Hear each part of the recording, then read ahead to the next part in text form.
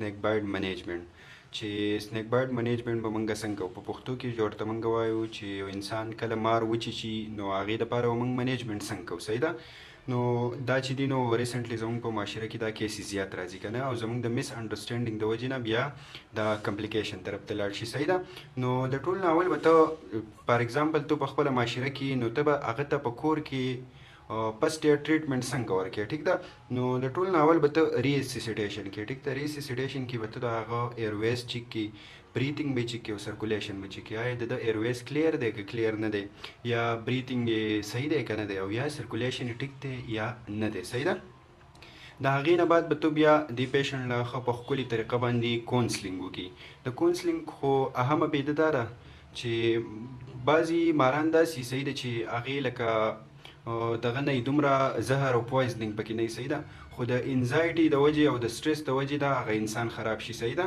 نو ته به هغه له په پراپر طریقه سره کونسلینګ وکړي او ورته ووایې چې لکه دا دومره مسله نه ده او دا به ټیک شي. صحیح ده.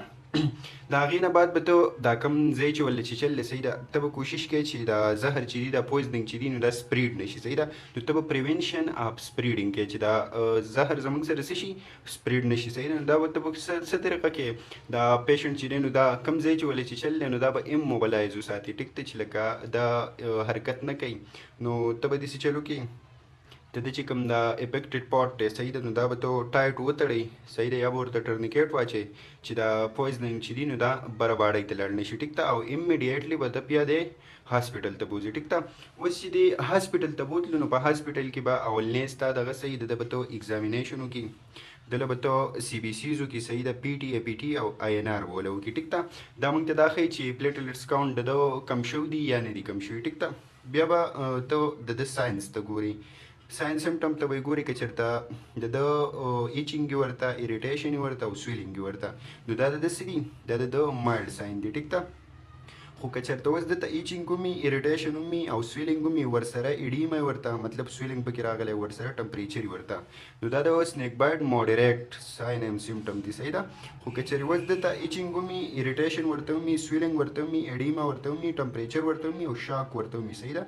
کم شاک؟ هایپولیمیک شاک. صحیح ده. نو دا زموږ سره سیویر ساین سمټم دی د سنیک بایټ. ټیک ده. ښه، اوس چې دی نو موږ به ټریټمنټ دلته څنګه کوو.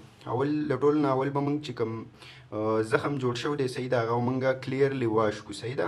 هغه به واش کړو په نارمل سلاین باندې. بیا چې دی نو په دغه ټایم کې به موږ دته آی ایم انجکشن نه لګوو، یوه انجکشن به ورته آی ایم نه لګوو، مطلب د درد دپاره. بیا چې کوم ایس وي انجکشن دی، صحیح ده، انټي سنیک وینوم انجکشن، هغه به ورته موږ ووو. صحیح ده. هغه به داسې ووو 6 امپول به موږ راواخلو او په 1 لیټر نارمل سلاین کې به موږ مکس کړو. ټیک ده. او بیا به یې 100 ایم ایل پر هاور موږ پیشنټ ته وکړو. صحیح ده. مطلب لکه 30 ډراپ پر منټ په موږ وکړو سټیټ. ټیک ده. دا زموږ سره ایس وي انجکشن دي، انټي سنیک وینوم. د هغې نه بعد به بیا تو پرواز درته دغه کې انفیوژن پرواز به ورته دغه کې آی وي اس او اس، مطلب حسبي ضرورت. که چېرته ټمپریچر ورته و نو پرواز ورته وکړو، که ټمپریچر نه و نو بیا ورته پرواز مه کوو. ټیک ده. بیا زموږ سره انجکشن اسټکزون چې دي، کوم کارټیکوسټیراید دي، صحیح ده، دا مینلی د دې سویلینګ انفلیمیشن د دې لپاره یوز کېږي. نو 2 ګرام به ورته هغه وکړي، آی وي به ورته وکړي، اوړي به ورته دا وکړي. ټیک ده. ونس ا ټایم. که چېرته بیا زموږ سره ریاکشن رالو، ځکه چې د دې ایس وي ډېر سیویر ریاکشن دي، صحیح، نو ته به ورته بیا ایویل او ډیکسا وکړي، کوم چې د ریاکشن دپاره دغه کېږي، آی وي به ورته وکړي سټیټ. ټیک ده. خو که چېرته دا ریاکشن سیویر رالو نو ته ورته بیا اډرینالین هم کولی شي. صحیح ده. او ته چې دی نو په اخره کې دا ایوري هاورز کې به ته دا وایټل ساینس نه دي، دا به منیټرینګ کوې. صحیح ده. ایوري هاور به وایټل ساین منیټرینګ کوې. ټیک ده.